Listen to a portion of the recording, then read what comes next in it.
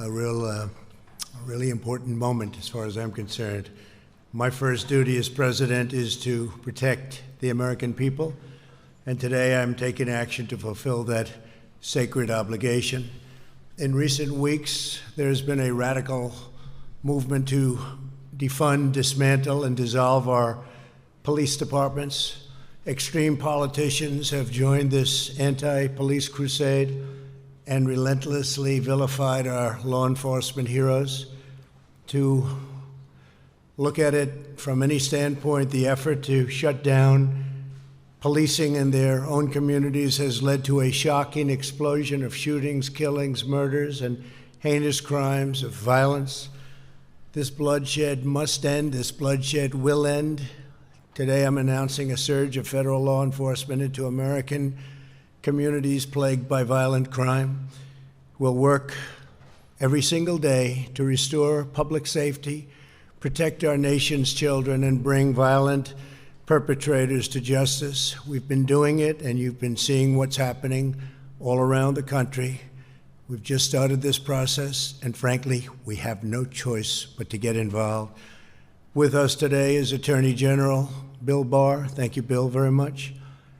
Acting DHS Secretary Chad Wolf. Chad, thank you. And FBI Director Christopher Wray. Thank you, Chris, very much.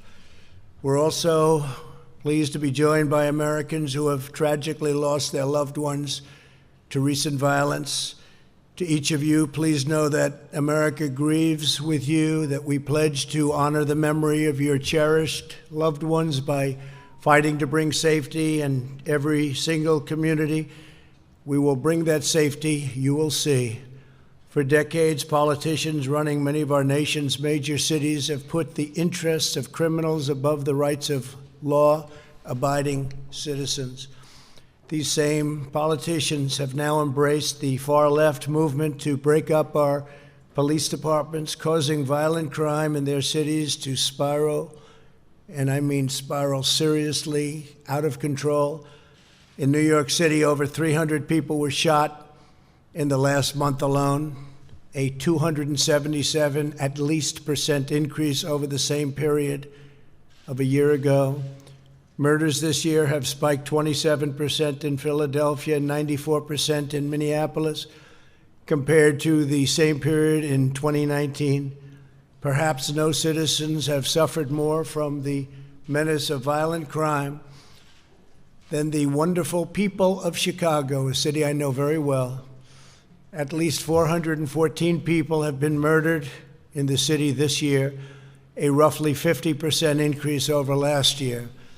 More than 1,900 people have been shot. These are numbers that aren't even to be believed.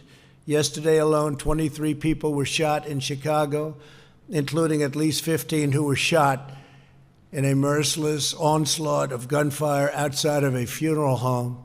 63 people were shot in the city this past weekend, and at least 12 people were killed.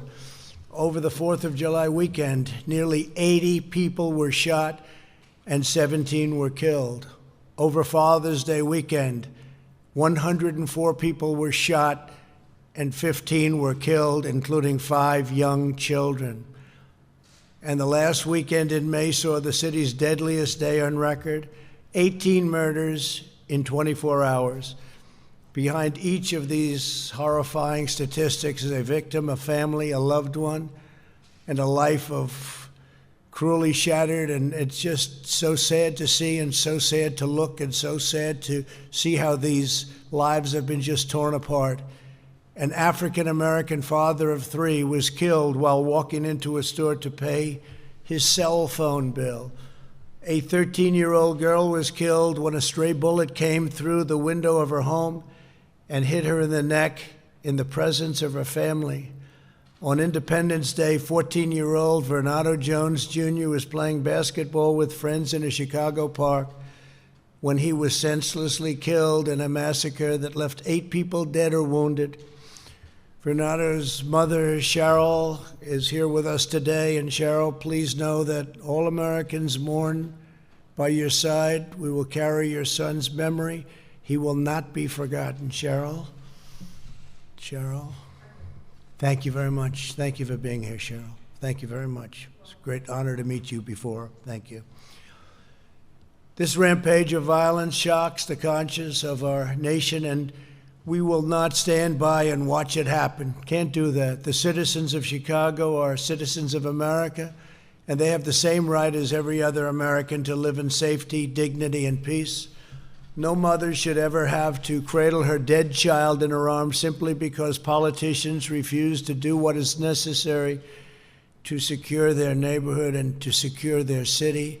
Every American, no matter their income, their race, or their zip code, should be able to walk their city streets free from violence and free from fear. For this reason, today, I am announcing that the Department of Justice will immediately surge federal law enforcement to the city of Chicago. The FBI, ATF, DEA, U.S. Marshal Service, and Homeland Security will together be sending hundreds of skilled law enforcement officers to Chicago to help drive down violent crime. And murderers and violent criminals are breaking a wide range of federal laws. We have that. It's as wide as it can be. We will find them, arrest them, and prosecute them. They will be in jail for many years to come. And we will work with local police to identify violations of state and local laws to help ensure that offenders are caught and jailed for their crimes. But we must remember that the job of policing a neighborhood falls on the shoulders of local elected leadership. Never forget that. When they abdicate their duty, the results are catastrophic. Americans must hold their city leaders accountable. They must insist that community officials fully support, fully back, and fully fund their local police departments. There is simply no substitute for a police department that has the strong backing of city leaders. In the meantime, we will use federal law enforcement to vigorously charge federal crimes and support these besieged communities to the greatest extent possible. This will be hard, painstaking work. It will take time. The tide will not recede overnight, but we will marshal all of the strength and focus and determination that we can possibly do. This is a critical effort. We will continue to call on state and local leaders to do their job and protect their citizens. The operation in Chicago will be done as part of Operation Legend, which was recently launched in Kansas City, Missouri, and very successfully, I might add. It is named after Legend Taliaferro, a 4-year-old boy who's shot, think of this, he was shot and killed last month while he lay asleep in his home. Legend's mother grieves. Our hearts and pains and souls, and we thank you very much for being here. Thank you very much. Thank you very much. Appreciate it. We are profoundly grateful to be joined by Sharon. Would you please stand, Sharon? Sharon, please. And also Legend's father, Raphael, and his grandparents, Alfred and Pauline. Yes?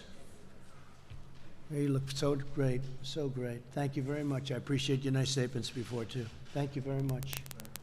Thank you. Legend is looking down. He's very proud of you right now, I tell you. Thank you very much. To Legend's family, we cannot even begin to imagine your anguish and your sorrow, but we solemnly promise to honor Legend, and we will be fighting every day to save the lives of America's children. Under Operation Legend, we will also soon send federal law enforcement to other cities that need help. Other cities need help. They need it badly. They should call. They should want it. They're too proud or they're too political to do that. One of them is Albuquerque, New Mexico, where last fall, 55-year-old Jackie Vigil was murdered as she was getting into her car to go to the gym. We're joined today by her husband, Sam, and her sons, Raul and Kevin, both New Mexico State police officers. Would you please stand? Thank you very much. Thank you. Thank you very much. I appreciate it. Thank you. Great-looking family. Thank you very much. To Sam, Raul, and Kevin, we're moved beyond words by your presence here today. We thank you very much for being here. It's a great honor to meet you. This afternoon, I'm also announcing that the Department of Justice will provide more than $61 million in grants to hire hundreds of new police officers in cities that are the focus of Operation Legend. We will never defund the police. We will hire more great police. We want to make law enforcement stronger, not weaker. What cities are doing is absolute insanity. Many of the same politicians who want to slash resources for law enforcement have also declared that their cities are sanctuaries for criminal illegal aliens. In other words, after arresting illegal aliens for crimes, the police are ordered to release those criminals back onto the streets to continue their crime. Last year, Chicago politicians forced the release of illegal aliens charged with crimes such as assault, armed robbery, strangulation, and attempted murder. My administration will be working to remove dangerous offenders sprung loose by these deadly policies and, frankly, by these deadly politicians. America must be a sanctuary for law-abiding citizens, not criminal aliens. My vision for America's cities could not be more different from the lawlessness being pushed by the extreme radical left. While others want to defund, defame, and abolish the police, I want to support and honor our great police. While the radicals want to abolish charter schools and eliminate school choice, I want to expand school choice, and every family in America should have that option. While others want to destroy opportunity, shut down businesses, and send our jobs overseas, we are hiring Americans and we are buying American product. We want to build factories in Baltimore, not Beijing. We want to make our products in Chicago, not Shanghai. We want the American dream for American children, and I will fight to deliver that dream every ounce, every single ounce of my strength. I will be fighting. But opportunity cannot thrive where there is violence, prosperity cannot flourish where there is bloodshed, and security cannot exist where there are violent criminals who are able to maim and murder with impunity. That is what Operation Legend is all about. That is why we are here today, to answer the pleas of those crying for justice and crying for help. For those people in Chicago and other cities where we'll be, help is on its way. I'd now like to ask Attorney General William Barr, is doing a fantastic job, to explain Operation Legend in greater detail, followed by Acting Secretary Wolf, and then we'll hear from loved ones of fallen Americans. I'll ask Sam Vigil and Sharon Powell to the podium, and we'd love to hear them say a few words in honor of their loved one. Thank you very much. Please, Bill.